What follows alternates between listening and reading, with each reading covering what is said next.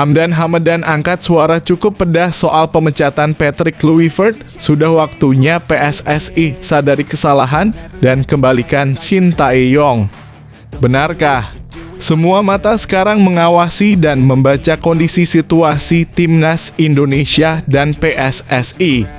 Simak penuturan lengkap Hamdan Hamadan yang bikin semangat menyambut hari-hari yang panas ini. Akhirnya Kevin Dix buka suara, luka kekalahan masih dalam, harapan untuk Timnas Indonesia tak pernah padam.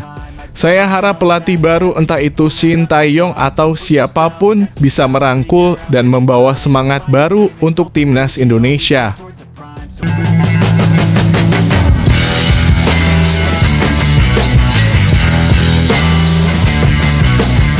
Sebelum kita lanjut ke berita terlengkapnya, alangkah mulianya bagi kalian untuk tekan tombol like dan yang belum subscribe, tolong subscribe channel ini.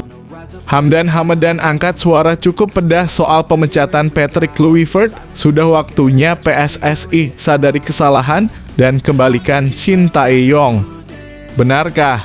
Semua mata sekarang mengawasi dan membaca kondisi situasi Timnas Indonesia dan PSSI.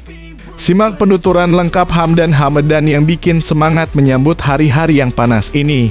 Pemecatan pelatih Timnas Indonesia Patrick Kluivert akhirnya menjadi kenyataan usai kekalahan menyakitkan dari Arab Saudi dengan skor 2-3 di ronde keempat kualifikasi Piala Dunia 2026 zona Asia. Namun yang mengejutkan bukan hanya keputusan tersebut, melainkan komentar tajam dari tokoh sepak bola nasional, Hamdan Hamadan, yang tanpa ragu menyebut bahwa langkah PSSI ini sudah sangat tepat bahkan mungkin terlambat. Sejak awal penunjukan Patrick Kluivert seharusnya dipikirkan matang-matang. Ini bukan soal nama besar, tapi soal kecocokan. Dan Kluivert jelas-jelas tidak cocok dengan kultur sepak bola Indonesia, ujar Hamdan dalam sebuah wawancara terbuka yang langsung menyulut diskusi hangat di kalangan penggemar sepak bola nasional. Hamdan menyoroti perbedaan mencolok antara Kluivert dan pendahulunya Shin Tae-yong, yang selama ini dikenal dengan kedisiplinan tinggi, pola latihan keras, dan kemampuan membaca permainan yang luar biasa. Kalau Shin Tae-yong itu pelatih yang tak hanya bawa strategi, tapi juga mentalitas juara. Kluivert, maaf, dari awal sudah terasa kurang tajam. Ketegasan nyaris tak terlihat, strategi juga tampak mengambang. Lanjutnya, pertandingan melawan Arab Saudi seolah menjadi bukti final dari segala ketidaksiapan dan ketidakcocokan itu. Padahal ini adalah laga krusial yang bisa menentukan nasib Indonesia menuju Piala Dunia untuk pertama kalinya dalam sejarah modern. Namun yang disuguhkan Kluivert adalah line up yang membingungkan, pergantian pemain yang tak masuk akal, serta nyaris tidak ada adaptasi taktik di tengah pertandingan, semua terasa salah. Skor 2-3 itu sebenarnya tidak mencerminkan permainan sesungguhnya. Arab Saudi bukan main luar biasa, kita saja yang tampil seperti tanpa arah. Jelas terlihat tidak ada chemistry, tidak ada semangat juang seperti era Shin Tae-yong. Seolah pemain pun bingung dengan arahan pelatih, tegas Hamdan. Kekalahan itu pun bukan hanya tentang kehilangan 3 poin. Lebih dari itu, kekalahan ini menyakitkan karena membuat peluang ke Piala Dunia 2026 yang begitu dekat menguap begitu saja. Publik pecinta sepak bola tanah air pun dibuat frustasi.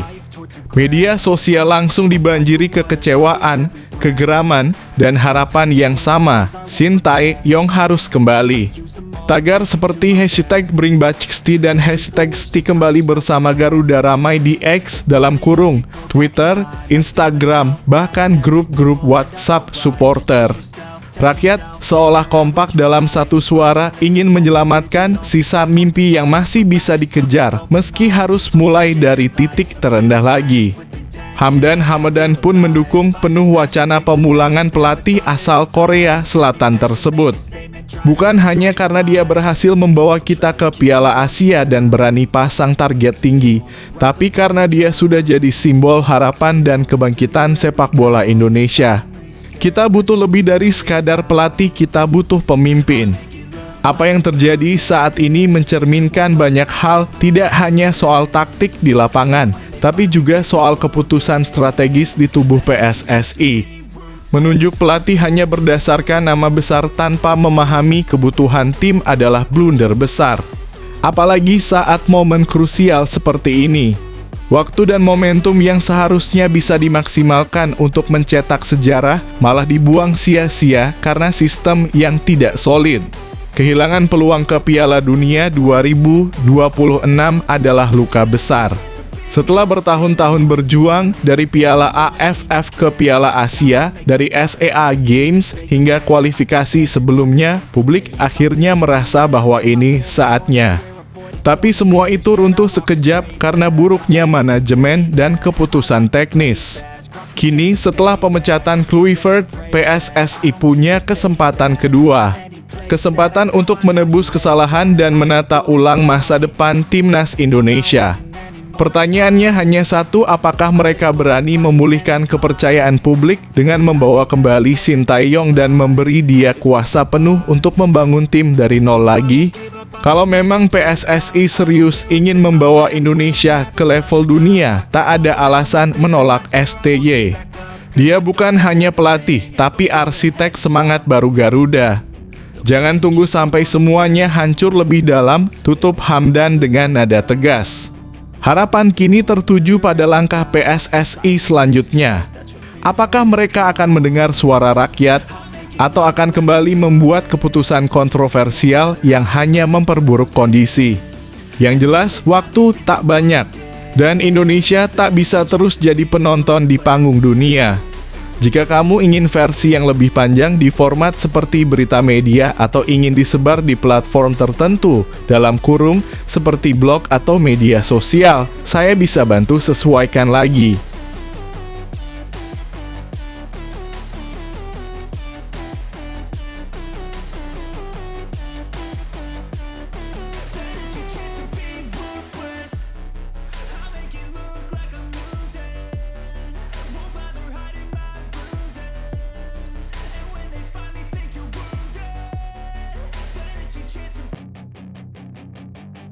Akhirnya Kevin Dix buka suara, luka kekalahan masih dalam, harapan untuk timnas Indonesia tak pernah padam. Saya harap pelatih baru, entah itu Sintayong atau siapapun, bisa merangkul dan membawa semangat baru untuk timnas Indonesia. Setelah badai kritik dan kegelisahan publik akibat tersingkirnya timnas Indonesia dari ronde keempat kualifikasi Piala Dunia 2026, satu persatu pemain mulai angkat bicara. Kali ini giliran Kevin Dix, pemain naturalisasi yang selama ini dikenal tenang, akhirnya buka suara soal kegagalan tragis Garuda dan pemecatan kontroversial pelatih Patrick Kluivert. Dalam pernyataan terbukanya, Kevin tak bisa menyembunyikan kekecewaan mendalamnya terhadap hasil akhir yang diraih Indonesia. Kekalahan dari Arab Saudi dengan skor 2-3 disusul kekalahan tipis 0-1 dari Irak membuat mimpi tampil di Piala Dunia 2026 seolah hancur dalam sekejap. Jujur, saya sangat sedih. Rasanya seperti kehilangan sesuatu yang sangat penting. Kami sudah berjuang, tapi hasilnya tak seperti yang diharapkan, kata Kevin dalam sebuah wawancara pasca pengumuman resmi pemecatan Patrick Kluivert. Pernyataan tersebut menjadi momen yang sangat menyentuh bagi publik sepak bola nasional. Pasalnya, Kevin Dix adalah salah satu pemain yang menunjukkan komitmen kuat untuk membela merah putih, meski baru saja menyatu dengan skuad. Namun kekalahan beruntun dan keputusan teknis yang dipertanyakan selama masa kepelatihan Kluivert rupanya meninggalkan bekas yang begitu dalam. Waktu lawan Arab Saudi, saya merasa ada yang tidak berjalan seperti seharusnya. Kami sudah berlatih keras, tapi di lapangan seperti ada kebingungan. Instruksi tidak jelas, dan saat itu saya tahu ini akan jadi malam yang berat, tambah Kevin. Kekalahan 2-3 dari Arab Saudi memang jadi sorotan besar. Banyak pihak menyalahkan strategi yang dibawa Kluivert, termasuk susunan pemain yang dianggap tidak optimal dan pergantian yang membingungkan. Belum reda kekecewaan itu, kekalahan 0-1 dari Irak semakin menambah luka bagi pecinta sepak bola tanah air. Harapan untuk menembus babak berikutnya pupus. Dan untuk pertama kalinya dalam beberapa tahun terakhir, semangat kolektif yang dibangun dari era Shin Tae-yong terasa seperti menguap sia-sia. Kevin pun menanggapi pemecatan Patrick Kluivert dengan nada diplomatis namun penuh harapan. Saya percaya PSSI sudah mengambil keputusan dengan mempertimbangkan yang terbaik. Sebagai pemain tentu kami ingin pelatih yang bisa memahami karakter tim ini. Entah itu Shin Tae-yong atau siapapun, yang penting dia bisa menyatu dengan semangat kami sebagai satu tim. Komentarnya itu sontak menyulut kembali perbincangan publik soal kemungkinan kembalinya Shin Tae-yong. Pelatih asal Korea Selatan tersebut memang punya catatan impresif bersama Indonesia, membawa tim lolos ke Piala Asia, membangun kedisiplinan pemain, dan membangkitkan semangat nasionalisme di lapangan. Namun yang lebih penting, STY dianggap paham betul karakter pemain Indonesia, sesuatu yang sangat dirindukan dalam pertandingan terakhir di bawah Kluivert. Apa yang diungkapkan Kevin juga mencerminkan keresahan banyak pemain lain yang mungkin belum angkat bicara, bahwa di balik kekalahan ada kelelahan emosional dan tekanan besar yang harus mereka tanggung. Tapi ada satu hal yang tak berubah, semangat untuk membela merah putih. Dengan pergantian pelatih ini, saya pribadi merasa ada semangat baru yang tumbuh lagi dalam diri saya. Saya ingin tetap berjuang. Saya ingin terus memberikan yang terbaik untuk Indonesia. Ini bukan akhir. Ini awal dari cerita baru, ujar Kevin dengan nada optimis. Komentar tersebut menjadi secercah harapan bagi pecinta sepak bola tanah air. Bahwa meski timnas gagal melaju ke Piala Dunia kali ini, semangat perjuangan belum mati. Para pemain masih punya hasrat. Mereka hanya butuh nahkoda yang tepat untuk kembali mengarahkan kapal besar bernama Garuda ke jalur kemenangan. Kini bola berada di tangan PSSI. Apakah mereka akan belajar dari kesalahan? Apakah mereka akan lebih selektif, lebih peka, dan lebih bijak dalam memilih pelatih baru? Harapan publik kini begitu tinggi. Sebab kekalahan bukanlah aib, tapi jika kesalahan yang sama terus diulang, itulah bencana. Kevin Dick sudah menyampaikan isi hatinya. Ia sudah menunjukkan komitmen dan ketulusannya sebagai bagian dari tim nasional.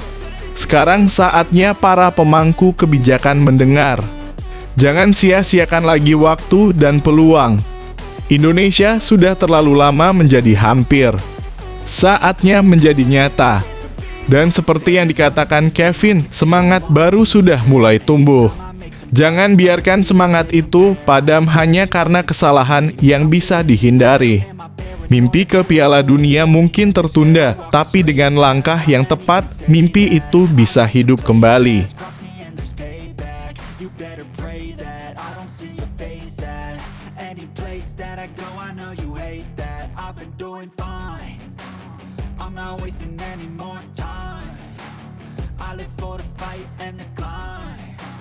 I think that the pain that's deep inside is what defines. So I won't give up, I'm gonna make it to the top. I don't care what's in my way, I swear I'm never gonna stop. I could fall flat on my face and I swear I will get back up. Cause I don't deserve a thing and the road ahead is tough. They'll try to kick you while you're down. They wanna rise up while you drown. They wanna fill your head with doubt. They're silently scared that you'll figure it out. I'll make it look like I'm losing. Won't bother hiding my bruises. And when they finally think you're wounded, then it's your chance to be ruthless.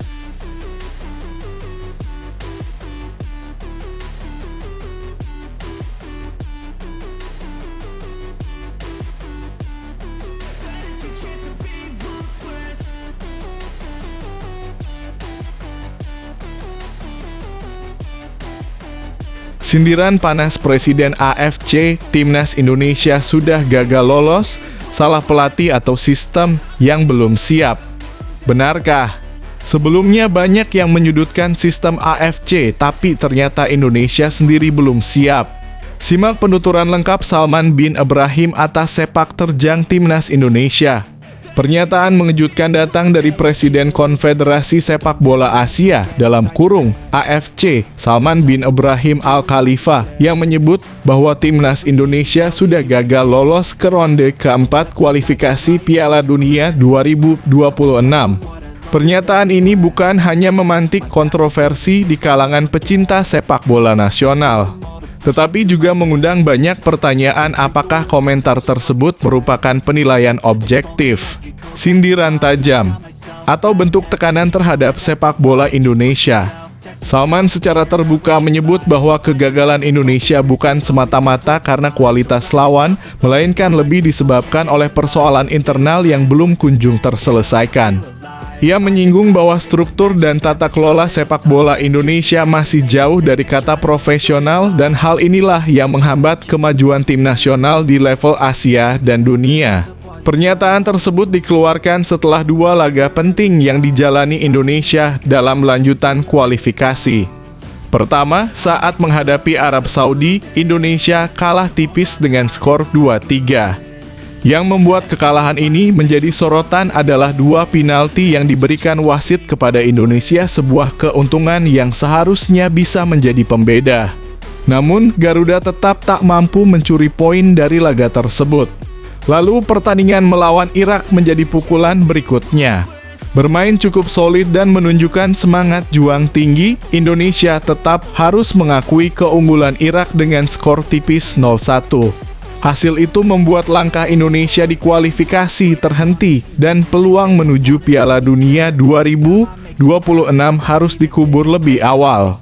Dalam komentarnya, Salman bahkan menyindir bahwa kegagalan ini sudah ia perkirakan sejak awal.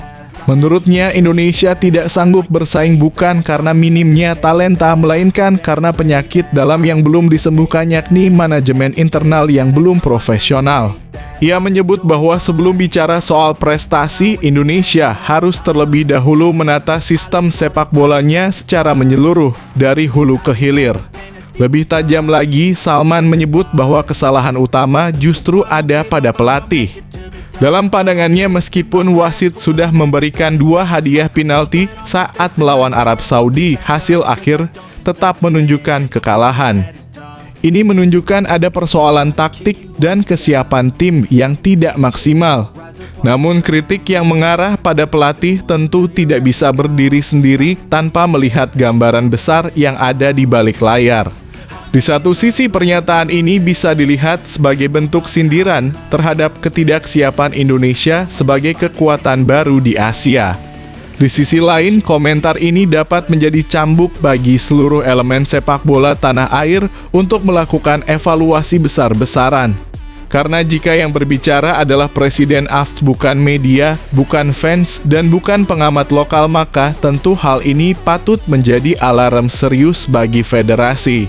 Reaksi dari publik Indonesia pun terbagi. Sebagian menilai komentar Salman terlalu meremehkan dan tidak menunjukkan respek terhadap perjuangan pemain yang sudah tampil habis-habisan. Namun ada juga yang melihat pernyataan ini sebagai bentuk tamparan keras yang mungkin memang dibutuhkan agar sepak bola Indonesia berhenti hidup dalam euforia sesaat dan mulai fokus membangun fondasi yang kokoh. Fakta di lapangan memang menunjukkan bahwa meskipun ada kemajuan dari sisi permainan, Timnas Indonesia masih sering kehilangan konsistensi, terutama dalam menghadapi tekanan. Pertahanan yang belum solid, transisi yang lambat, serta ketergantungan pada segelintir pemain menjadi catatan penting yang tak bisa diabaikan. Terlebih, sistem pembinaan pemain usia muda dan kompetisi lokal pun belum sepenuhnya berjalan secara berkesinambungan dan profesional. Pertanyaan besar pun muncul, apakah memang saat ini terlalu dini bagi Indonesia untuk bicara soal Piala Dunia? Atau justru momen ini harus dijadikan titik balik untuk membangun sistem yang lebih kuat ke depan? Salman menutup pernyataannya dengan satu kalimat yang cukup mengena, siapkan dulu dari hulu ke hilir, baru Timnas Indonesia bisa berjaya. Kalimat ini mungkin terdengar sinis, tapi juga mengandung pesan yang mendalam. Tanpa sistem yang tertata rapi, tanpa manajemen yang profesional, dan tanpa perencanaan jangka panjang yang konsisten, mustahil bagi sebuah negara untuk bersaing di level tertinggi. Kini, setelah kegagalan ini, bola berada di tangan para pemangku kebijakan sepak bola Indonesia. Evaluasi tak bisa hanya menyasar pelatih atau pemain, tetapi juga menyentuh aspek struktural dari federasi, sistem kompetisi, pembinaan usia dini, hingga kultur sepak bola nasional. Indonesia memang belum berhasil melangkah jauh di kualifikasi Piala Dunia 2026, tapi bukan berarti semua telah berakhir. Justru dari kegagalan inilah harus lahir generasi baru, sistem baru, dan semangat baru untuk mengejar mimpi yang selama ini hanya menjadi wacana. Salman sudah bicara, dunia sudah menilai. Kini saatnya Indonesia menjawab bukan dengan kata-kata, tapi dengan kerja nyata. Video di atas hanya ilustrasi belaka, bukan kejadian sebenarnya, karena kami berharap Timnas Indonesia dan PSSI jadi lebih baik lagi.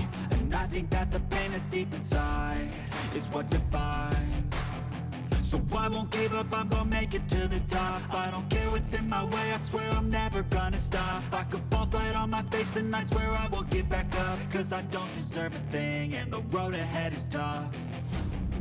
They'll try to kick you while you're down. They wanna rise up while you drown. They wanna fill your head with doubt. They're silently scared that you'll figure it out. I'll make it look like I'm losing. Won't bother hiding my bruises. And when they finally think you're wounded, then it's your chance to be ruthless.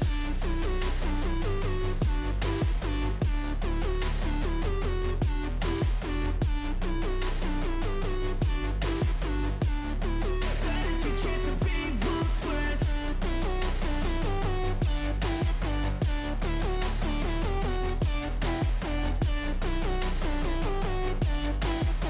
Ruben Amorim siapkan taktik lihai guncang Anfield, mampukah Manchester United bangkit? Laga panas Premier League akhir pekan ini akan mempertemukan dua raksasa Inggris dalam kondisi kontras. Liverpool yang sedang terpuruk menghadapi Manchester United yang mulai menunjukkan tanda-tanda kebangkitan. Duel di Anfield ini diprediksi akan menjadi ujian krusial bagi kedua tim. Liverpool, meski berstatus juara bertahan, tengah berada di titik nadir usai menelan 3 kekalahan beruntun. Kekalahan terbaru datang secara menyakitkan di Stamford Bridge ketika gol Estevao di menit akhir membuat mereka pulang tanpa poin. Skuad Arne Slot kini butuh solusi cepat sebelum krisis semakin dalam. Di sisi lain, Manchester United asuhan Ruben Amorim baru saja bangkit lewat kemenangan meyakinkan 2-0 atas Sunderland di Old Trafford. Kemenangan tersebut memberi angin segar dan mengurangi tekanan terhadap sang pelatih asal Portugal.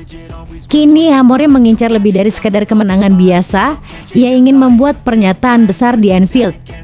Dengan mengincar kelemahan di lini belakang Liverpool yang mulai terekspos musim ini, Amorim diyakini telah menyiapkan taktik khusus untuk mencuri poin penuh.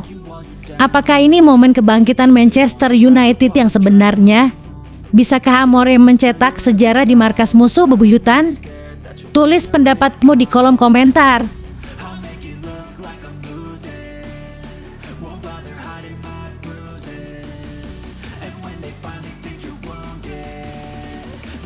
Chance to be ruthless.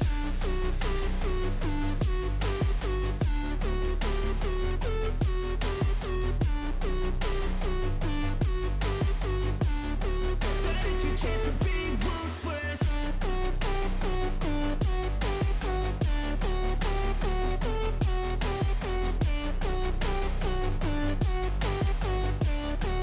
It's your chance to be ruthless. They don't wanna see me make it, they don't wanna see me care. Anytime I make some progress, I can see that they compare. I think everyone's against me, maybe something in the Krisis Raja Mesir.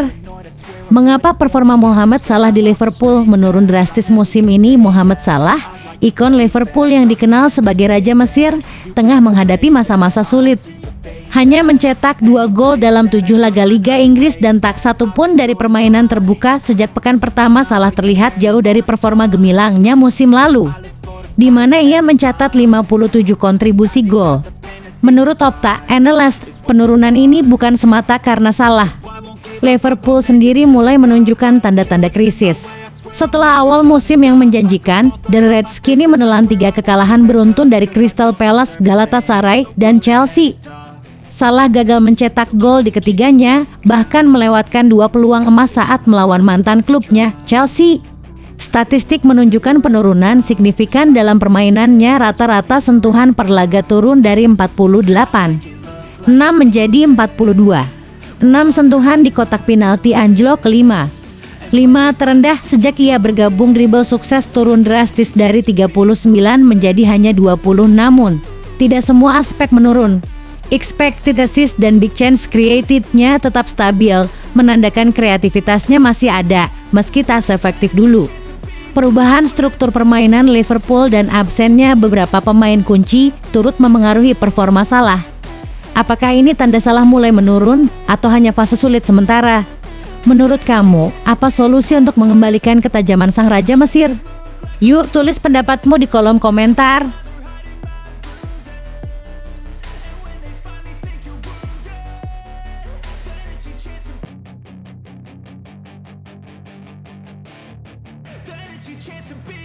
Hey kid, don't ever let them get inside your head. They'll tell you what to do in life instead of everything you know that you could get. Don't let them guide your life towards regret. I'll fight for what I love with every breath. My past is filled with things I won't forget.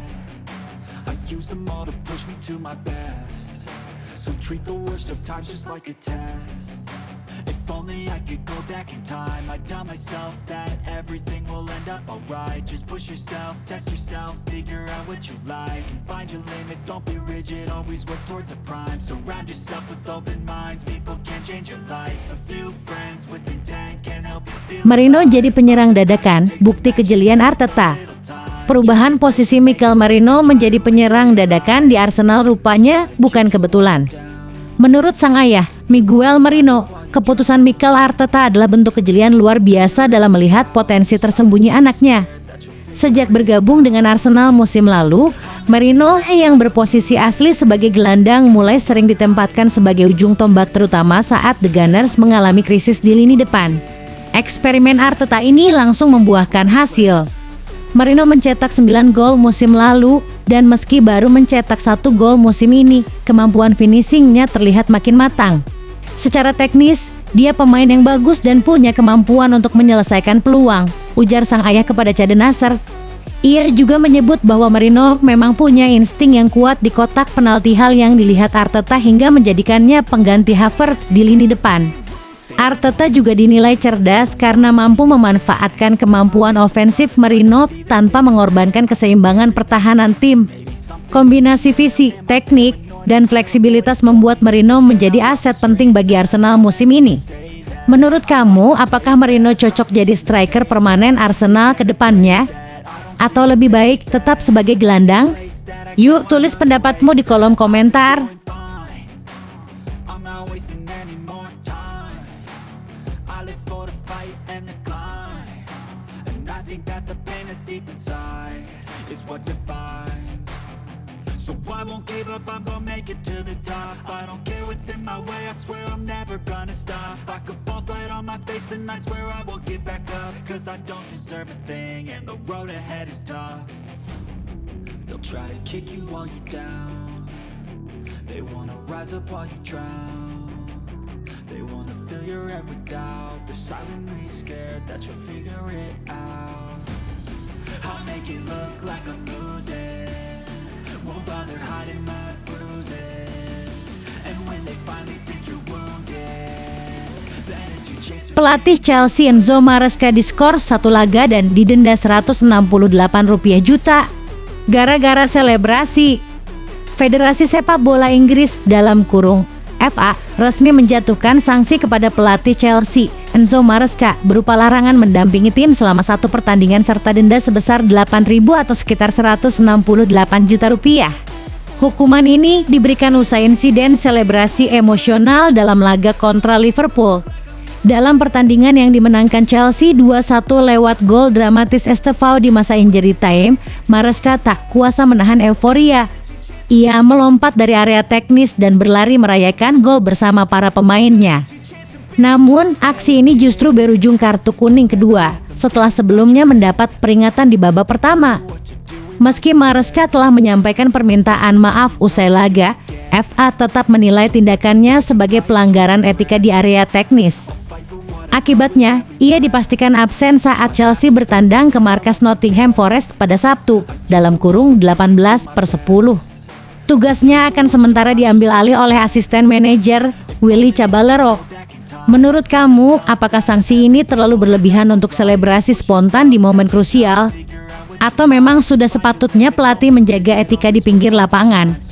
Yuk tulis pendapatmu di kolom komentar.